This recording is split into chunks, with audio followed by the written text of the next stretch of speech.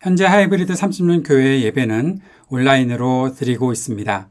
그러나 언제든지 여러분이 원하시는 장소와 시간이 있으시면 말씀해 주십시오. 여러분 찾아가서 함께 예배하는 기쁨도 누릴 수 있었으면 좋겠습니다. 주변에 교회에 나가기 힘들어 하시는 분들이 계시면 소개해 주시면 방문해서 함께 기도하고 예배하는 시간도 가질 수 있다는 것 꼭 기억해 주시기를 바랍니다.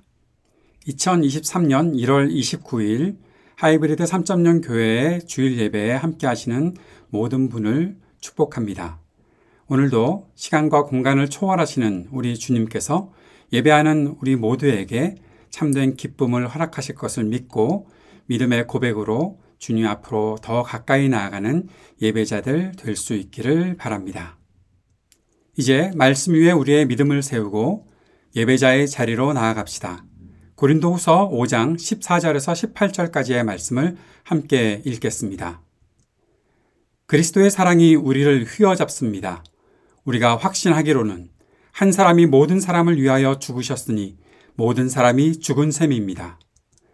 그런데 그리스도께서 모든 사람을 위하여 죽으신 것은 이제부터는 살아있는 사람들이 자기 자신들을 위하여 살아가도록 하려는 것이 아니라 자기들을 위하여서 죽으셨다가 살아나신 그분을 위하여 살아가도록 하려는 것입니다.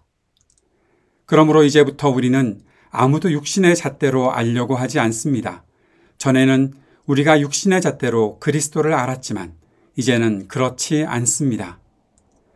누구든지 그리스도 안에 있으면 그는 새로운 피조물입니다. 옛 것은 지나갔습니다. 보십시오. 새 것이 되었습니다. 이 모든 것은 하나님에게서 났습니다. 하나님께서는 그리스도를 내세우셔서 우리를 자기와 화해하게 하시고 또 우리에게 화해의 직분을 맡겨 주셨습니다. 아멘. 주님께서 가르쳐 주신 기도를 함께 드리겠습니다. 하늘에 계신 우리 아버지여, 이름이 거룩히 여김을 받으시오며 나라가 임하시오며 뜻이 하늘에서 이루어진 것 같이 땅에서도 이루어지이다. 오늘 우리에게 일용할 양식을 주시옵고 우리가 우리에게 죄 지은 자를 사하여 준 것 같이 우리 죄를 사하여 주시옵고 우리를 시험에 들게 하지 마시옵고 다만 악에서 구하시옵소서. 나라와 권세와 영광이 아버지께 영원히 있사옵나이다. 아멘.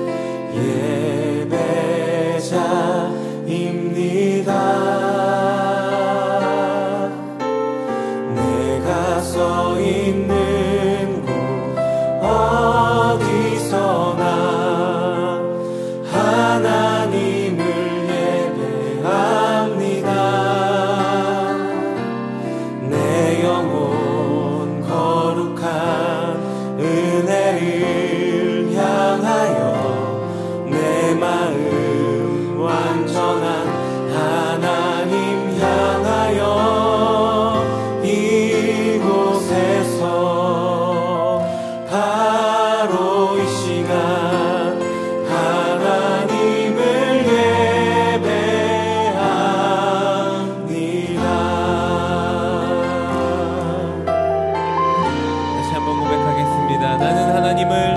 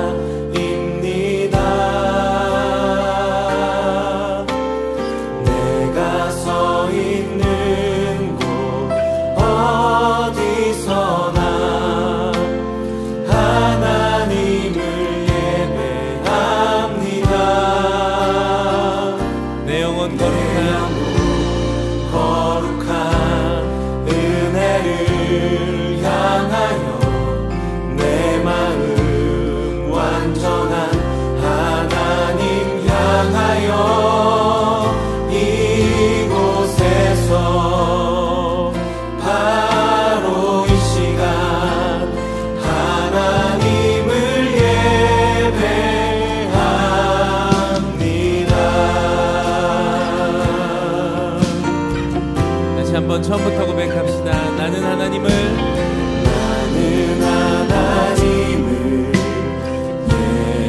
예배하는 예배자입니다. 내가 서 있는 곳 어디서나 하나님을 예배합니다. 내 영혼 거룩한 은혜를 향하여 거룩한 은혜를 향하여 내 마음 완전한 하나님 향하여 이곳에서 바로 이 시간 하나님을 예배하 내 영혼 거룩한 은혜를 향하여 내 영혼 거룩한 은혜를 향하여 내 마음 완전한 하나님 향하여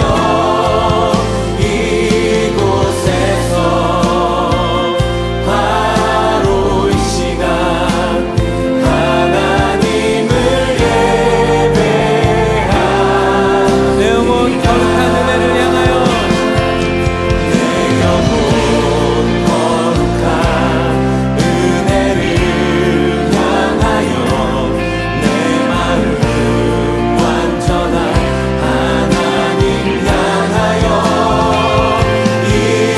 이곳에서 바로 이 시간 다시 한번 우리의 마음과 우리의 고백을 담아서 고백하겠습니다. 내 영혼 거룩한 은혜를 향하여 내 영혼 거룩한 은혜를 향하여 내 마음 완전한 하나님 향하여 이곳에서 바로 이 시간 하나님을 예배하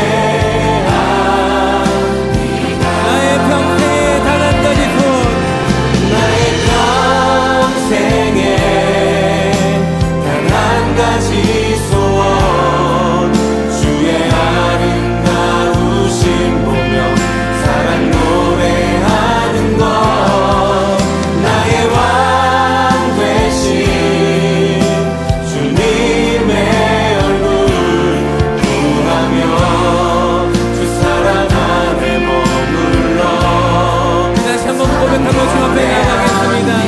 나의 평생에 단 한 가지 손 나의 평생에 단 한 가지 소원 주의 아름다우심 보며 사랑 노래하는 것 나의 왕 되신 주님의 얼굴 구하며 주 사랑 안에 머물러 다시 한번 우리의 마음의 고백을 담아 노래하겠습니다.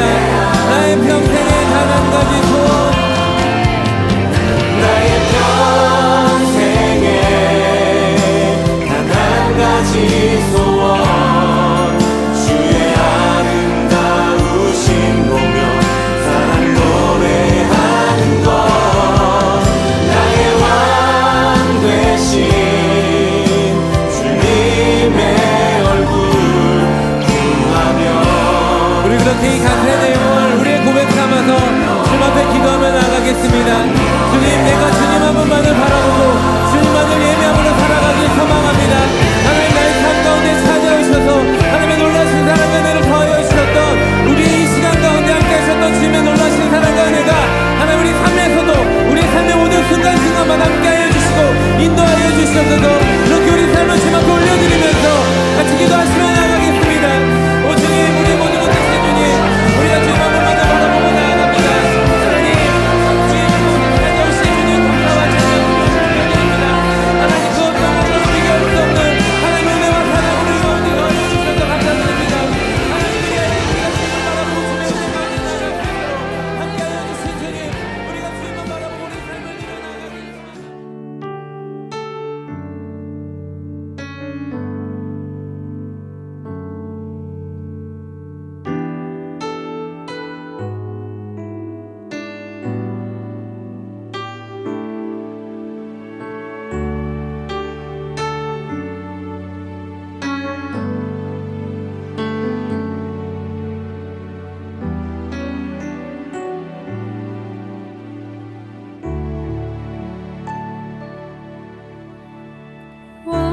완전하신 나의 주 그의 길로 날 인도하소서 행하신 모든 일 주님의 영광 다 경배합니다. 완전하신 나의 주님 완전하신 나의 주 그의 길로 날 인도하소서 행하신 모든 일 주님의 영광 다 경배합니다. 완전하신 나의 주님 완전하신 나의 주 그의 길로 날 인도하소서 행하신 모든 일 주님의 영광 다 경배합니다. 예배합니다. 예배합니다. 찬양합니다. 주님만 날 다스리소서. 예배합니다. 찬양합니다. 주님 홀로 높임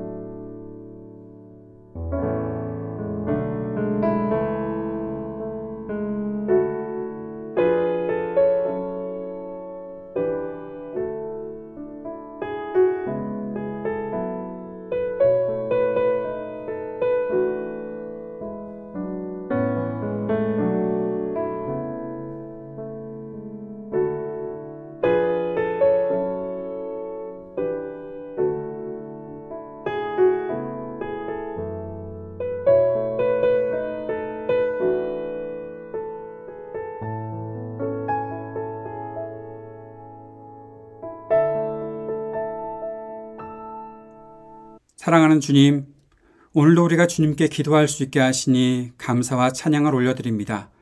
우리의 간구를 들으시고 주님께서 역사하시는 것을 믿음의 눈을 떠서 보게 하여 주옵소서. 전쟁이 그치게 하시고 상처 입은 자들에게 하나님의 위로와 평안이 있게 하여 주옵소서. 이 땅에서 살아가기 어려운 사람들이 있습니다. 장애인들을 주님께서 보살펴 주시고 또 그들의 권리를 찾을 수 있게 하시며 참사로 인해 아파하는 모든 가족들과 친구들의 그 마음을 위로하여 주옵소서. 오늘도 아파하는 가운데 주님 앞에 간구하는 사람들을 주님께서 긍휼히 여기시고 치유의 은총을 베풀어 주옵소서. 주님의 말씀 듣기 원합니다. 말씀을 들을 때 주님께서 우리와 함께 하심을 확인하고 주님께서 허락하시는 기쁨을 누리는 순종의 삶을 살아가도록 인도하여 주옵소서. 예수님 이름으로 기도합니다. 아멘. 오늘도 누가복음 말씀 함께 나누도록 하겠습니다. 오늘은 주님의 제자로 산다는 것은 이라는 제목으로 함께 말씀 나누고자 합니다. 본문 함께 읽도록 하겠습니다. 누가복음 9장 1절에서 6절, 57절에서 62절까지의 말씀입니다. 예수께서 그 12를 한자리에 불러놓으시고 모든 귀신을 제어하고 병을 고치는 능력과 권능을 주시고 하나님 나라를 선포하며 병든 사람을 고쳐주게 하시려고 그들을 내보내시며 그들에게 말씀하셨다. 길을 떠나는 데는 아무것도 가지고 가지 말아라. 지팡이도 자루도 빵도 은화도 가지고 가지 말고 속옷도 2벌씩은 가지고 가지 말아라. 어느 집에 들어가든지 거기에 머물다가 거기에서 떠나거라. 어디에서든지 사람들이 너희를 영접하지 않거든 그 고을을 떠날 때에 너희 발에 묻은 먼지를 떨어버려서 그들을 거스르는 증거물로 삼아라. 제 아들은 나가서 여러 마을을 두루 다니면서 곳곳에서 복음을 전하며 병을 고쳤다. 그들이 길을 가고 있는데 어떤 사람이 예수께 말하였다. 나는 선생님이 가시는 곳이면 어디든지 따라가겠습니다. 예수께서 그에게 말씀하셨다. 여우도 굴이 있고 하늘에 나는 새도 보금자리가 있으나 인자는 머리 둘 곳이 없다. 또 예수께서 다른 사람에게 나를 따라오너라 하고 말씀하셨다. 그러나 그 사람이 말하였다. 주님, 내가 먼저 가서 아버지의 장례를 치르도록 허락하여 주십시오. 그러나 예수께서는 그에게 말씀하셨다. 죽은 사람들을 장사하는 일은 죽은 사람들에게 맡겨두고 너는 가서 하나님 나라를 전파하여라. 또 다른 사람이 말하였다. 주님, 내가 주님을 따라가겠습니다. 그러나 먼저 집안 식구들에게 작별 인사를 하게 해 주십시오. 예수께서는 그에게 말씀하셨다. 누구든지 손에 쟁기를 잡고 뒤를 돌아다 보는 사람은 하나님 나라에 합당하지 않다. 아멘. 오늘도 누가복음 말씀을 함께 나눌 텐데 우리가 라이드 앤 딜라이트를 통해서 또 주일 말씀을 통해서 계속해서 진행되는 누가복음 말씀에 조금 더 집중하고 잘 배울 수 있으면 좋겠습니다. 누가와 함께 바라보는 우리 주님이 어떤 분이신가? 주님께서 우리들에게 무엇을 요구하시는가? 그리고 우리가 어떻게 주님을 따라가는 제자로서 살아갈 수 있는가? 그 사실들을 하나씩 우리가 배워갈 수 있을 것입니다. 오늘 본문은 누가복음 9장 말씀인데 누가복음 9장은 예수님이 어떤 분이신가 또 예수님의 제자라면 어떻게 예수님을 따라야 하는가를 말씀하고 있습니다. 사실 누가복음 9장만 그 말씀을 하고 있는 것이 아니지요. 누가복음에 계속해서 이어지는 말씀들이 계속 예수님은 어떤 분이신가를 증거하고 있고 예수님이 어떤 분이신가를 증거하는 그 이유는 예수님을 우리가 어떻게 따라갈 수 있겠는가? 어떻게 예수님을 믿을 수 있겠는가? 믿는다는 것은 따른다는 것을 말씀하고 있는 것이니까 우리가 그리스도를 믿고 따르기 위해서는 어떠한 태도를 가질 수 있어야 하겠는가? 그리고 그 주님을 따라가는 제자들의 모습을 통해서 그 주님이 우리를 어떻게 부르셨고 우리는 주님의 그 부르심에 어떻게 대답하고 반응할 수 있겠는가를 우리가 계속해서 찾아볼 수 있습니다. 그 중에 하이라이트처럼 나타나 있는 본문이 누가복음 9장입니다. 앞에서 쭉 예수님이 어떤 분이신가를 드러내 놓은 것을 누가복음 9장에서는 확실하게 조금 더 명확하게 보여주고 있고 또 예수 그리스도를 따르는 제자들이 어떻게 예수님을 따라야 하는지도 말씀하고 있습니다. 그 사실을 우리가 하나씩 하나씩 살펴보면서 주님께서 우리들에게 어떠한 말씀을 하고 계시는지를 차곡차곡 살펴보았으면 좋겠습니다. 예수님께서 제자들을 부르셨습니다.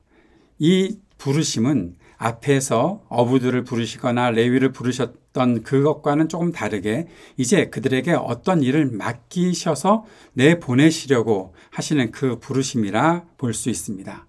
예수님께서 제자들을 부르시면서 함께 하셨던 일이 있습니다. 그것은 예수님께서 제자들에게 귀신을 제어하고 병을 고치는 권능을 주셨다라는 것입니다.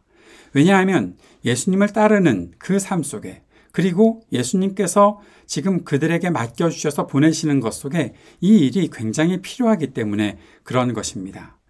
예수님께서는 제자들이 하나님 나라를 선포하고 병든 사람을 고쳐주기를 원하셔서 그들을 부르셨고 그들을 보내셨습니다. 주님께서는 분명한 목적을 가지고 그들을 부르셨습니다.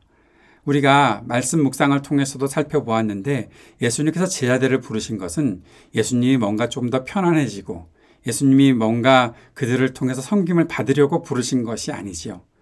그들이 예수님과 함께 있으면서 함께 있는 동안 예수님의 모습을 보고 배우면서 어떻게 예수님께서 사시는지 어떻게 예수님께서 일을 하시는지 그 사실을 보게 하시고 배우게 하게 하시기 위해 그들을 부르셨습니다. 그리고 오늘 이제 처음으로 그들을 보내시고 있습니다.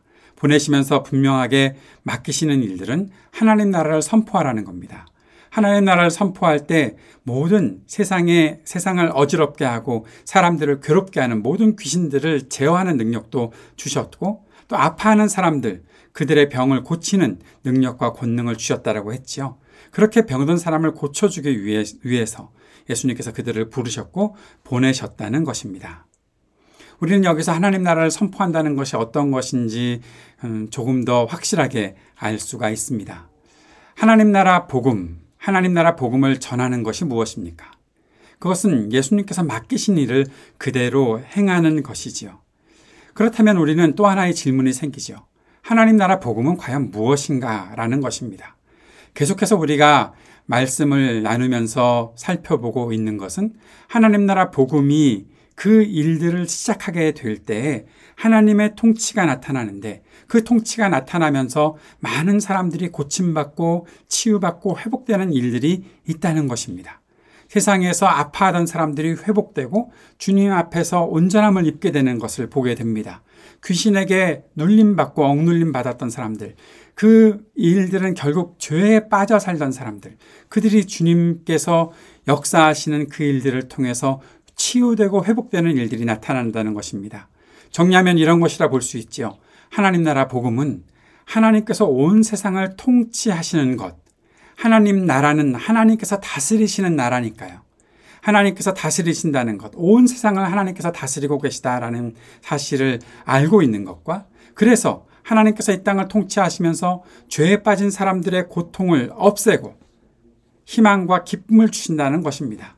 우리가 앞에서도 살펴보았지만 울고 있는 사람들에게 울지 말라라고 말씀하시며 기쁨의 소식을 전해주시는 것이 예수님의 일이었지요. 하나님 나라 통치가 일어나면 결국 죄에 빠진 사람들의 모든 고통과 슬픔과 눈물들이 다 씻어지고 희망과 기쁨을 얻게 된다는 것입니다. 그것이 하나님 나라 복음의 역사입니다. 그리고 그 중심에 무엇이 있습니까? 이 일들을 위해 그리스도께서 오셨다는 것입니다. 그리스도께서 오셨습니다. 십자가 죽음을 당하시고 부활하셔서 모든 사람들에게 참된 생명을 허락하시고 이 땅을 괴롭게 하고 있고 억누르게 하고 있던 모든 죄의 권세를 다 무너뜨리시는 그 일들을 하시기 위해 그리스도께서 오셨다라는 겁니다. 그것이 하나님 나라 복음의 중심입니다. 그리고 그리스도께서 오셔서 가만히 계셨던 것이 아니라 앞에서 말씀드렸던 죄에 빠진 사람들의 고통을 없애고 희망과 기쁨을 주시는 일들을 하셨다라는 것입니다. 그것이 바로 하나님 나라 복음의 일입니다. 하나님 나라 복음은 그리스도께서 이 땅에 오셔서 십자가를 지시고 우리의 모든 죄를 사하셨고 그리고 부활하셔서 우리에게 영생을 주셨다라는 사실을 믿고 받아들이는 순간 그 하나님께서 일하시는 일들이 온전히 더 뚜렷하게 나타났다는 것을 말하고 있습니다. 그래서 그리스도를 믿고 주님으로 영접하고 따르는 사람은 이 영원한 생명을 소유하게 되고 하나님 나라 복음을 누리며 살게 되는 것입니다. 사랑하는 여러분, 우리 모두가 그리스도를 믿고 그리스도를 주님으로 영접했다면, 그리고 그리스도를 주님으로 영접하고 그리스도를 따르고 있다면 우리에게는 이미 영원한 생명이 있고 하나님 나라 복음의 그 역동적인 역사가 나타나고 있다는 사실을 경험하게 될 것입니다. 그것이 기쁨으로 나타나게 될 것입니다. 희망으로 나타나게 될 것입니다. 인내로 나타나게 될 것입니다. 어려움과 슬픔과 눈물이 없이 살아갈 수 없는 우리의 인생이라 할지라도 그 속에서 끝까지 인내하고 하나님께서 일을 이루어 주시는 것을 경험하며 매일 매 순간을 한 걸음씩 전진하며 살아가게 되는 것입니다. 이것이 영원한 생명을 소유하고 하나님 나라 복음을 누리며 살아가는 사람의 모습인 것입니다. 이렇게 이 길을 따르는 사람들을 가리켜 우리는 그리스도의 제자들이라고 합니다. 그 그리스도를 따르는 제자들은 가만히 그리스도만을 따라가고 있는 것이 아니라 이제 주님께서 맡기신 일을 감당해야 하는 것이죠. 사랑하는 여러분, 그리스도를 따르는 제자들이라면 주님께서 맡기신 일을 감당해야 합니다. 주님께서 맡기신 일을 행하는 제자들이라면 어떠한 마음가짐을 가지고 살아갈 수 있을까? 오늘 본문 1절에서 6절까지의 그 사실들을 잘 말해주고 있습니다. 주님께서 맡기신 일을 행하는 제자들이라면 첫째, 자신을 돋보이게 하려는 마음을 버려야 합니다. 혹시 예수를 믿으면서 내가 조금 빛날 수 있을까라는 생각을 가지고 예수를 믿기 시작하셨습니까? 예수님께서 너는 세상의 빛이라 하셨으니 내가 빛이 되는구나. 이 땅에서 내가 돋보이게 되는구나. 이 땅에서 누구보다 잘 나가는 삶을 살겠구나. 내가 남들보다 훨씬 뛰어난 삶을 살겠구나. 그 일 때문에 혹시 믿음을 가지고 그리스도를 따르려고 그리스도께서 맡기신 일을 그렇게 하겠다고 생각하고 이때까지 믿음을 가지고 살아오셨다면 아마 그 믿음이 좀 무언가 이상하게 왜곡된 것은 아닐까 살펴보아야 합니다. 사랑하는 여러분, 그리스도를 따르는 것, 그리스도를 따라가는 것은 내가 돋보이는 것이 아닙니다. 2절에 보십시오. 그리스도께서 사람들을 보내실 때, 제자들을 보내실 때 무엇을 위해서 보내셨습니까? 하나님 나라 선포하고 병든 사람을 고쳐주게 하시려고 그들을 내보내셨죠. 그런데 제자들이 때로 오해하고 있는 장면, 이제 이번 주간에 살펴보게 될 것입니다. 그 오해하고 있는 것이 무엇입니까? 내가 능력 있는 사람이 되겠는데? 주님께서 내게 권능을 주셨잖아. 그러면 내가 좀 더 돋보이겠는데? 그 마음 가지고 있는 것, 잘못된 것입니다. 우리는 분명히 어떤 목적으로 주님께서 우리를 부르셨는지 알아야 합니다. 내가 돋보이라고 하는 것 아닙니다. 나는 늘 겸손히 주님을 따라갈 뿐입니다. 주님께서 맡기신 일을 그저 감당할 뿐입니다. 하라고 하신 일을 하면 되는 것입니다. 하지 말라고 하신 일은 안 하면 되는 것입니다. 내가 그 속에서 돋보일 일이 없습니다. 혹시 사람들이 나를 알아보고 저 사람은 그렇게 말한다고 하더라도 그것은 주님께서 맡기신 일을 감당하고 있기 때문이지 내가 잘나서인 것 아니라는 사실을 꼭 기억해야 할 것입니다. 두 번째, 그리스도를 따르는 사람으로 살아간다면, 주님께서 맡기신 일을 하는 제자들이라면 사람들을 긍휼히 여기고 돌보아야 합니다. 이 땅에 얼마나 어려운 사람들이 있는지 보아야 합니다. 사람들을 향해 긍휼히 여기는 마음이 먼저 생길 수 있어야 합니다. 사람들을 보면 우리는 때로 내가 싸워야 하는 사람들이라고 생각하는 때도 있습니다. 저 사람 때문에 내가 불편을 느낀다라고 생각할 수도 있습니다. 그러나 어떠한 환경을 만나든지 우리 주위에 있는 사람들을 향해서 불쌍할 마음을 갖는 것이 우선입니다. 그래서 혹시라도 잘못된 길을 걸어가고 있는 사람들이 있을 때 가만히 있지 않고 그 잘못을 지적해주고 옳은 길을 걸어갈 수 있도록 해야 하는 것이죠. 무엇이 옳은지 밝히는 일도 이 긍휼의 마음에서 시작해야 하는 것입니다. 사람들은 우리와 싸워서 내가 이겨내야 하는 그런 대상이 아니라 내가 주님의 사랑을 받았다면, 내가 주님의 긍휼하심을 입었다면 항상 긍휼히 여기고 돌보아야 할 대상이라는 사실을 꼭 기억할 수 있었으면 좋겠습니다. 이것이 주님께서 맡기신 일을 행하는 사람의 제자들의 모습이라는 것을 잊지 않기를 바랍니다. 셋째, 주님께서 맡기신 일을 행하는 제자들이라면 싸워야 할 적을 옳게 분별해야 합니다. 누구와 어떻게 싸워야 하는지 우리가 분명히 알고 있어야 합니다. 쓸데없는 싸움 해서는 안 되는 것이죠. 오늘 본문을 보십시오. 1절에서는 모든 귀신을 제어하는 능력을 주셨다라고 했습니다. 사람들을 제어하고 사람들을 제압하는 것 아닙니다. 귀신을 제어하는 것입니다. 사람들에게 고통을 주고 사람들에게 아픔을 주고 있는, 사람들을 괴롭게 하는 그 귀신들을 제어하는 것이지, 사람들을 억누르는 그것이 우리가 행해야 되는, 그리스도의 제자들이 행해야 되는 것이 아니라는 것입니다. 5절에서도 어디에서든지 사람들이 너희를 영접하지 않거든. 사랑하는 여러분, 우리가 그리스도의 복음을 전할 때 누구라도 나를 환영할 것이라고 생각하지 마십시오. 모든 사람이 나를 받아들일 것이라고 생각하는 것은 큰 오해입니다. 어떤 사람들은 영접하지 않습니다. 어떤 이유일지 모르겠는데, 나도 그리스도를 믿는 사람이고 내가 말씀을 전하는 사람인데 어떤 사람들은 나를 환영하지도 않습니다. 스타일이 다르다는 이유로, 좀 뭔가 자기들이 원하는 일, 그 조건에 맞지 않는다는 이유로 우리가 환영받지 않을 수도 있습니다. 그런데 그런 사람들과 싸우겠습니까? 아니요. 그런 사람들은 나와 싸울 대상이 아닙니다. 그래서 혹시라도 사람들이 나를 영접하지 않는 일들을 보게 된다면, 그리고 그리스도의 복음을 전하다가 그 복음에 대해서 받아들이지 않는 사람들이 있다면 그 고을을 떠날 때 너의 발에 묻은 먼지를 떨어버려서 그들을 거스르는 증거물로 삼아라. 주님께서 함부로 싸우지 않기를 바라고 사람들에게, 제자들에게 말씀하시는 것이죠. 싸워야 할 대상을 바르게 분별하는 것 중요합니다. 싸워야 할 대상도 분명히 있습니다. 그 사실들을 확실하게 알게 된다면 분명하게 전략을 세우고 싸울 수 있어야겠지요. 분별하는 것이, 그래서 지혜가 우리들에게 먼저 필요하다는 것을 꼭 기억해야 할 것입니다. 네 번째는 주님께서 맡기신 일을 감당하려면 하나님 나라를 배우고 이해하며 경험해야 합니다. 하나님 나라가 무엇인가 알고 있어야 하지요. 그것에 대한 배움은 계속될 것입니다. 그리고 잘 이해할 수 있어야 합니다. 그래서 그것이 우리의 머릿속에 지식으로만, 정보로만 남아있는 것이 아니라 그것을 경험하며 살아야 하겠지요. 오늘 본문 말씀을 보십시오. 제자들은 나가서 여러 마을을 두루 다니면서 곳곳에서 복음을 전하며 병을 고쳤다. 나가서, 주님께서 가라고 하셨으니 가서 여러 마을을 두루 다니면서, 내가 원하는 어떠한 곳으로만 다니는 것이 아니라 두루 다니면서 곳곳에서 복음을 전하며 주님께서 가라고 하신 그 길을 걸어가면서 언제든지 어디서든지 복음을 전하며, 그리고 병을 고쳤다.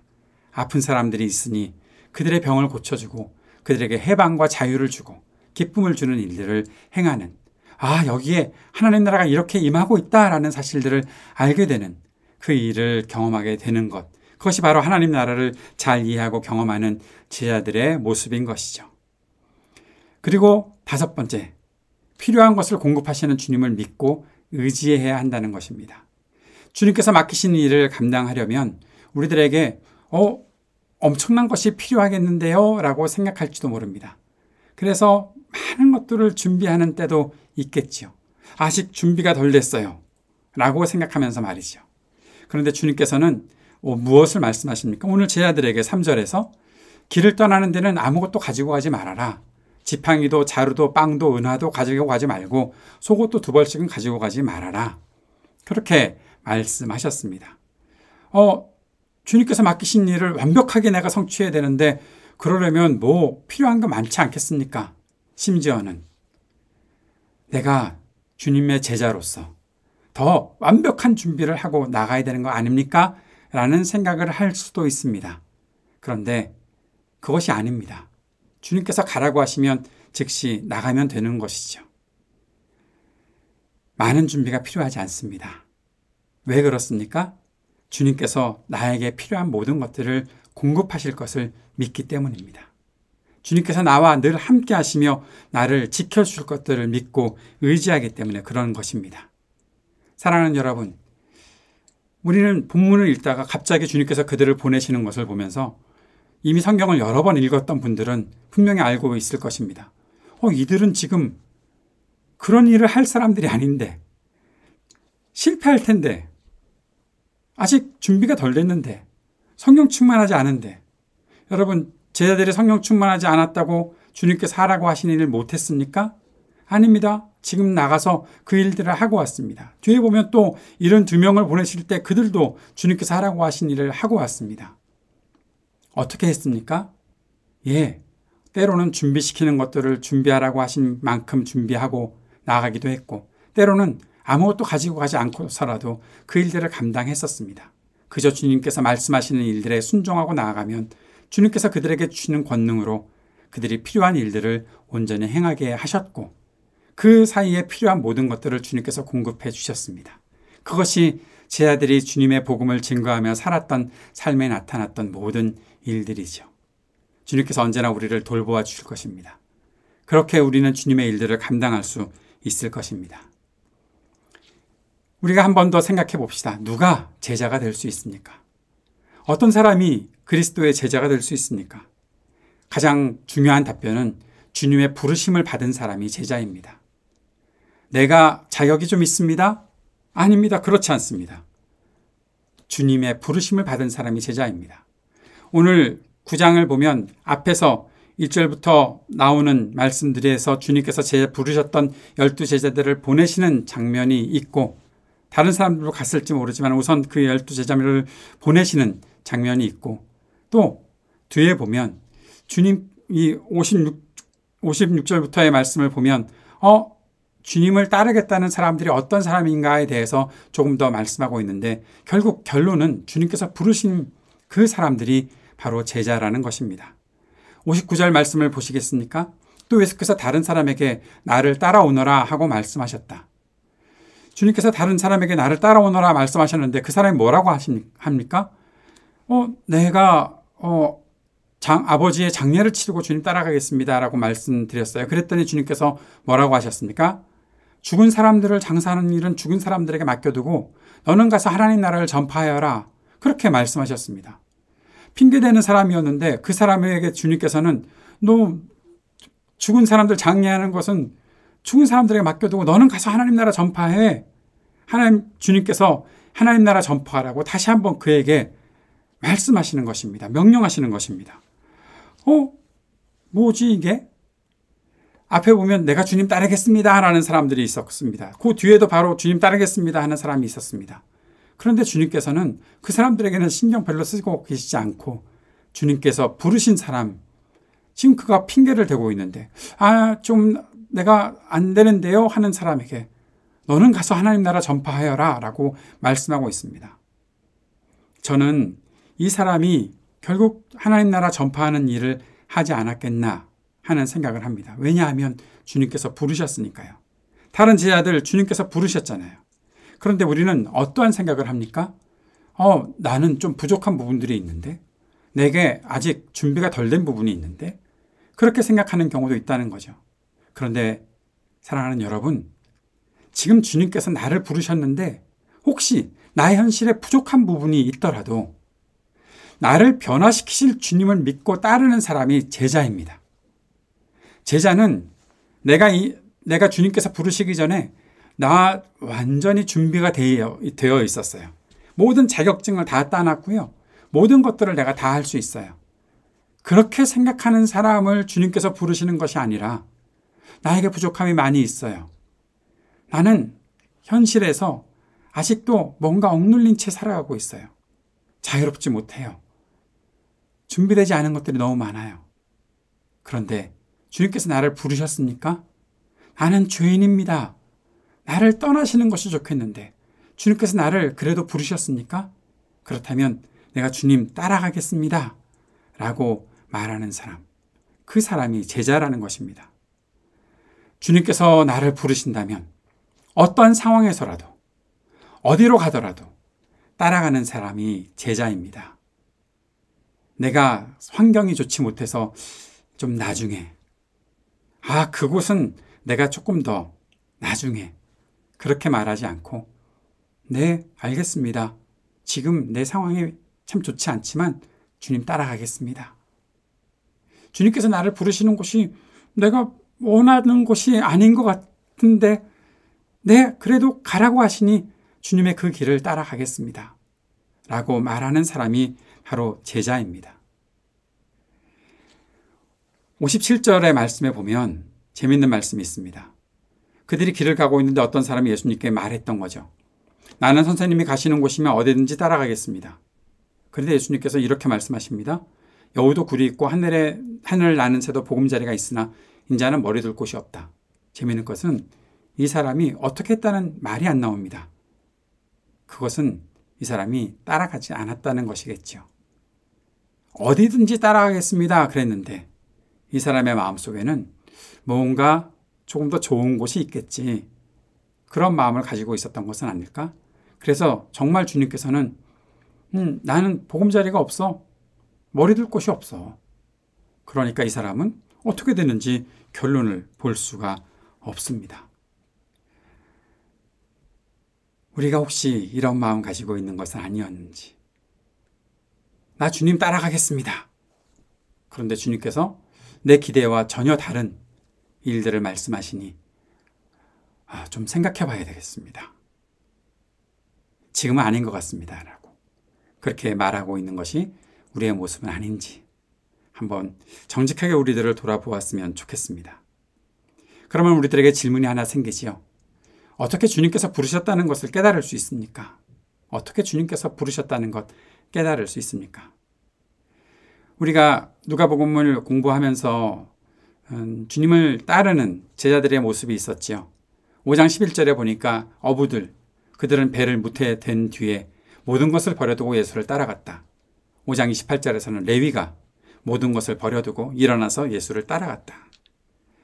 그들이 모든 것을 버려두고 예수님을 따라갔다라고 그렇게 말하고 있습니다. 주님의 말씀에 대한 신뢰가 생기고 주님께서 하실 일에 대한 희망이 생겼기에 주님께서 그들을 부르셨을 때 따라가고 있는 것입니다. 사랑하는 여러분, 오늘도 말씀을 들으면서 또 매일매일 주님의 말씀을 묵상하면서 여러분의 마음속에 주님의 말씀에 대한 신뢰가 생겼습니까? 그 신뢰를 가지고 주님의 말씀을 듣고 있습니까? 그렇다면 주님께서 이미 여러분들을 부르셨고 이미 여러분은 주님을 따르고 있다는 증거가 그 속에 있습니다. 사랑하는 여러분, 주님께서 하시는 일에 대한 희망이 생겼습니까? 그동안 내 현실에 너무나 아프고 힘든 마음들이 있었고 늘 밤잠을 이루지 못하고 슬퍼하며 우는 마음이 있었습니까? 그런데 주님께서 내게 역사하시는 일들이 있다면 내가 희망을 가질 수 있겠습니다라는 그러한 마음을 고백하고 있습니까? 그렇다면 이미 주님께서 여러분을 부르셨고 여러분은 이미 주님을 따르고 있다는 증거를 갖고 있는 것입니다.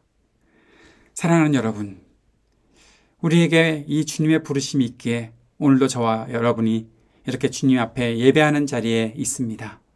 말씀해 주십시오. 듣겠습니다. 말씀하십시오. 순종하겠습니다. 말씀하십시오. 가겠습니다. 말씀하십시오. 하겠습니다. 그 마음이 우리들에게 있는 것이죠. 이미 주님께서 우리를 부르셨을 것이고 그리고 이미 우리는 주님의 길을 따르고 있습니다. 그런데 한 가지만 점검해 봐야 되겠죠. 왜 우리가 주님의 부르심을 희미하게 듣고 있는 것처럼 또 그 기억도 희미해지고 있는 것일까 하는 생각이 들어오지요. 저는 누가복음 본문을 묵상하는 중에 그 희미해지는 이유가 있겠다라는 생각을 하게 되었습니다. 무엇인가 하면 내가 원하고 계획하는 일과 주님께서 하시는 일의 시차가 또는 다름을 경험하게 될 때, 그런 것들을 느끼게 될 때 우리에게 두려움이 생기고 신뢰가 흔들린다는 것이죠. 회당장 야이로를 보면서 더욱 확실하게 느낄 수 있었습니다. 성경은 야이로가 되게 힘들어했다라는 그런 말을 하고 있지는 않지만 야이로의 모습을 볼 때 주님께서 두려워하지 말고 믿기만 하여라 라고 말씀하셨던 걸 기억하십니까? 바로 어제 그제 우리가 묵상했던 말씀이지요. 자신의 딸이 죽게 되었는데 예수님께 고쳐달라고 했잖아요. 근데 예수님께서 그 길을 가시다가 혈루증을 앓던 여인을 만나서 그 여인 고쳐주시면서 별별 이야기를 하고 계셨잖아요. 왜 이렇게 주님이 이 길을 신속하게 가지 않으시고 뭔가 빨리 가서 내 딸을 고쳐주셔야 하는데 여기서 이렇게 말씀하고 계시면 안 되는데 누군가 능력을 받아서 나았으면 됐지 뭐 그 여자를 찾아내려고 하고 별별 생각을 다 하고 있던 야이로 결국 딸이 죽었습니다라는 소식을 듣게 되었잖아요. 야이로의 마음속에 어떤 마음이 들어왔을까요? 두려움이 생겼겠죠. 아니, 주님에 대한 신뢰가 다 깨져버렸겠죠. 내 딸을 낫게 해주실 줄 알았는데 이렇게 지체하다가 내 딸이 죽었어. 그런데 주님께서 하시는 이런 말씀은 무엇입니까? 두려워하지 말라는 것이죠. 주님을 향한 철저한 신뢰, 두려움을 버리고 확신과 평안을 누리게 될 것들을 주님께서는 말씀하고 계셨지요. 8장 50절 말씀을 한 번 더 살펴봅시다. 예수께서 들으시고 나서 회당장에게 말씀하셨다. 두려워하지 말고 믿기만 하여라. 딸이 나을 것이다. 두려워하지 말고 믿기만 하여라. 나을 것이다. 사랑하는 여러분, 우리에게 혹시라도 주님을 향한 신뢰가 희미해지고 뭔가 다름을 자꾸 느끼고 내가 원하는 것과 다른데요? 라는 그런 말이 자꾸 앞에 내 입에서 나오게 되려고 할 때 그렇게 생각하게 만들었던 모든 두려움을 버릴 수 있기를 바랍니다. 주님, 알겠습니다. 이 속에 더 좋은 것이 있을 줄 믿습니다. 주님께서 하실 일들은 확실한 것을 내가 믿습니다. 주님께서 분명히 나에게 역사하실 것들을 믿습니다. 가장 좋은 것, 아니 가장 적절한 것, 나에게 가장 필요했던 것들을 주님께서 주실 줄을 믿습니다. 내가 원하는 것이 나에게 가장 필요한 것이 아니라 주님께서 나에게 주시는 것이 나에게 가장 필요한 것이라는 사실을 내가 믿습니다라는 그 고백을 주님께 드릴 수 있는 우리가 되었으면 좋겠습니다. 회당장에게 하셨던 말씀 주님께서 우리들에게 하실 것입니다. 두려워하지 말고 믿기만 하여라.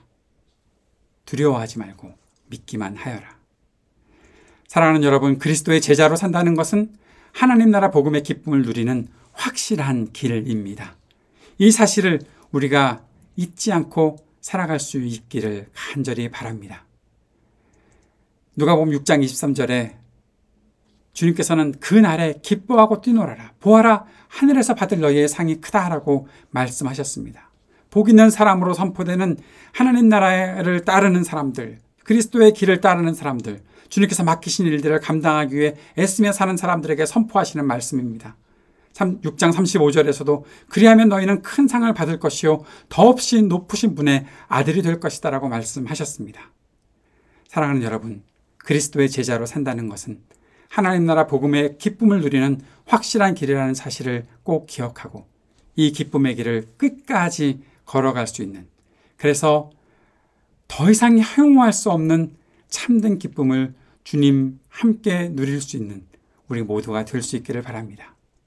그렇게 살아갈 우리를 기대하고 소망하시는 분이 바로 우리 주님이십니다. 우리가 그렇게 살아갈 것들을 기대하기에 오늘도 저와 여러분을 이 자리로 부르셨습니다. 그리고 매일매일 우리에게 말씀하실 것입니다. 그 말씀을 따라가며 하나님 나라 복음을 선포하며 살아가는 저와 여러분 될 수 있기를 간절히 축복합니다.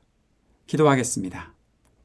사랑하는 주님, 우리에게 하실 일들을 기대하고 주님을 향한 확실한 믿음을 가지고 살아가는 하나님의 백성들, 그리스도의 제자 될 수 있게 인도하여 주옵소서.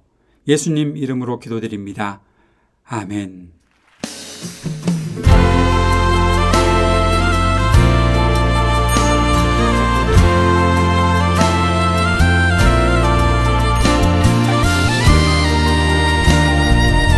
주님 앞에 우리의 믿음의 고백을 올려드리며 함께 믿음의 선포하며 나가십니다. 주 안에 있는 나에게, 주 안에 있는 나에게 딴 근심이 있으랴.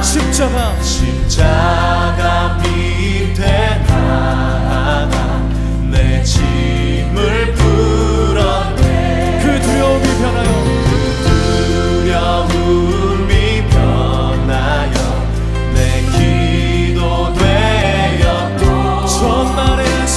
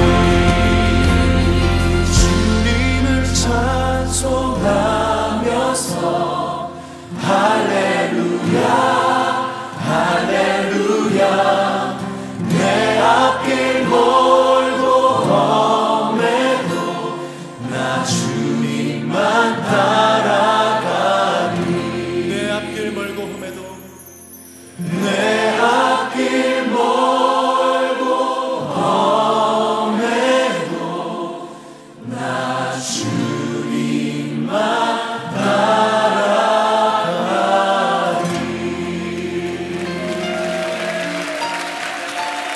우리가 주님만 따르겠습니다. 주님, 신랑 되신 주님만을 따라가길 원합니다.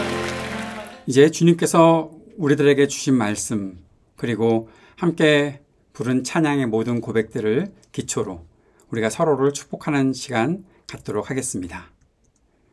그리스도 우리 앞에 계셔서 우리를 늘 좁고 바른 길로 이끄소서.